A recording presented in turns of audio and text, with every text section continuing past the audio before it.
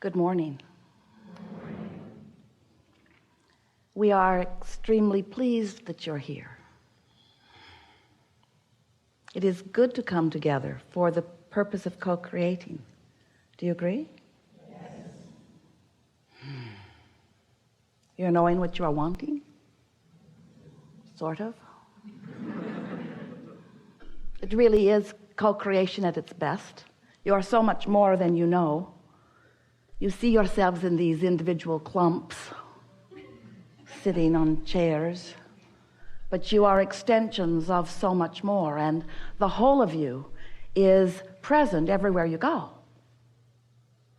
You were source energy before you came into these physical bodies, and the larger part of you still is. You are an extension of that, a representation of that, a very important representation of that. And sometimes you are so blended that the whole of you is present in a conversation, in a moment, in a thought, in an idea.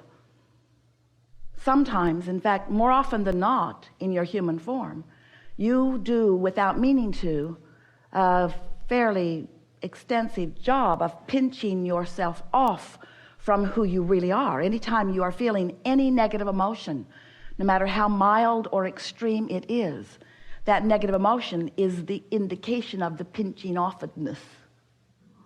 Spell check does not like Abraham very much. So when you realize that you are an extension of source energy, and the better you feel, the more you are allowing the whole of you in the moment, after a little while, that could be a very easy to recognize and easier than you may know right now goal to accomplish, because it is not a difficult thing to be fully present. Scientists are talking a lot, especially these days, about how much of your consciousness, they're calling it brain, you are actually utilizing, and they've determined that it's not that much. And we want you to understand that your brain is not a storage cabinet. It's not where your experiences have been stored. You are a transmitting and receiving mechanism. You are a vibrational interpreter, and your consciousness is about vibration.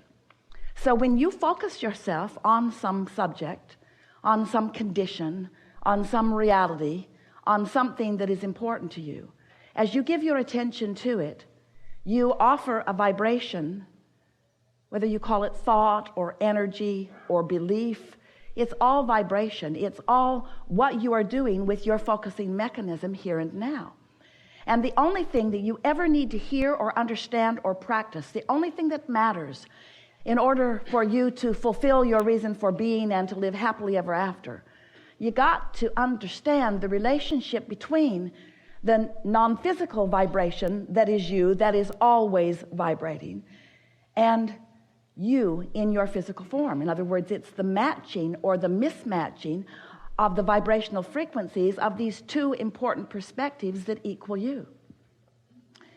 If you were really tuned in to who you are, there would be one frequency. It's the frequency of who you are, not a frequency of wanted and belief. When you want something that you doubt, you've got two frequencies going on. And the reason that you have two frequencies going on is because in the moment you identify something as a desire, the larger part of you becomes fixated on that desire. So when the larger part of you is focused upon what you want, but you are in any moment in time focused upon its absence or its unlikelihoodness,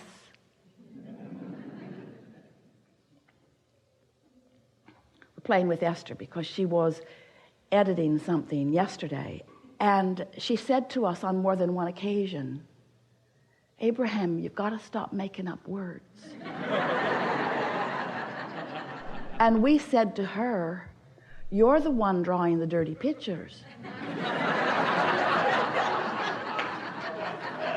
That's an old joke that Esther and Jerry told each other almost every day.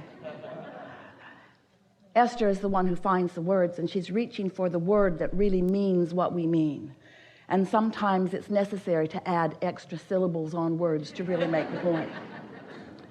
So when you get it, that you are an extension of source, and that in every moment you have a relationship with that source, then life becomes easier because your guidance becomes clearer. And when your guidance is clear, and we want to be very clear about what that guidance is about. It's not about someone thinking you should do something different or that you should be something different. It's about you having defined who you want to be, and the guidance within you just helping you feel the path of most allowance, which is the same thing as the path of least resistance to that. You're sort of following what we're getting at? You are the one who has sifted through life, who has defined who you really are and what you really want. And then the source within you is just holding that frequency steady so that you can feel your way to it. Esther remembers playing a game as a child, and then later with her own grandchildren, the hot and cold game, where someone hides something and then they tell you whether you're warmer or colder in relationship to it. And if the person who hid it knows where it is, and usually they remember,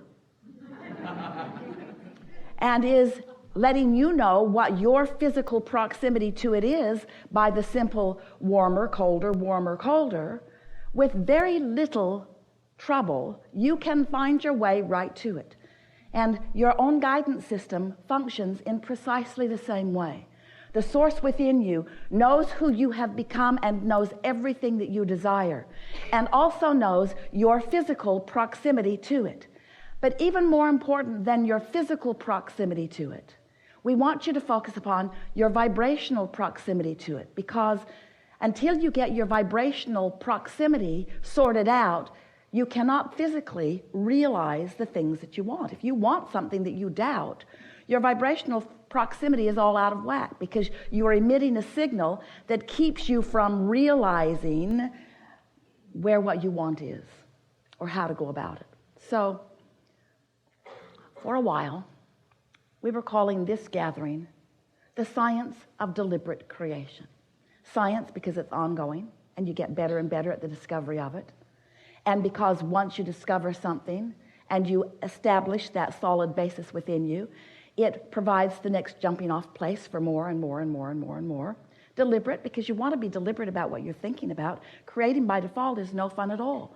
If you're just talking to anybody who talks to you and flowing your vibration all over the place and thinking about what you want in the absence of it and talking about the good and the bad and the things that you want and the pros and the cons and the pluses and the minuses, then you've got your vibration all jacked up.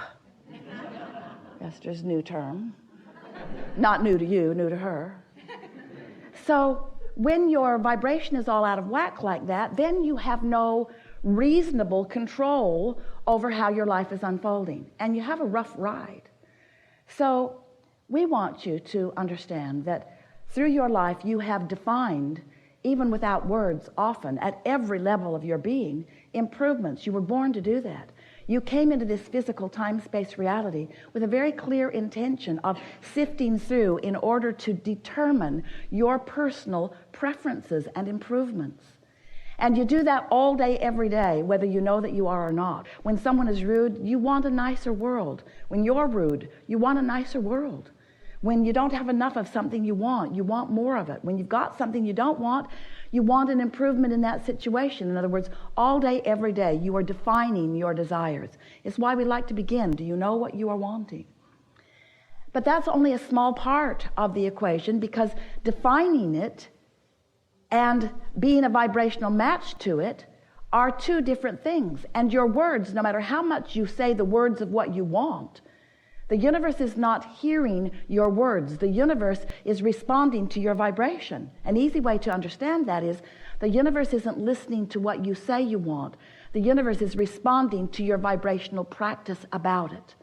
So if you really want something, but you really doubt it, and the dominant vibration within you is, it's not working and I don't know how to make it work, and the feeling within you is one of being lost about it, the universe cannot deliver to you a path that's going to be an easy path to it, because you've got a frequency going on that is making it not possible for you to realize the path.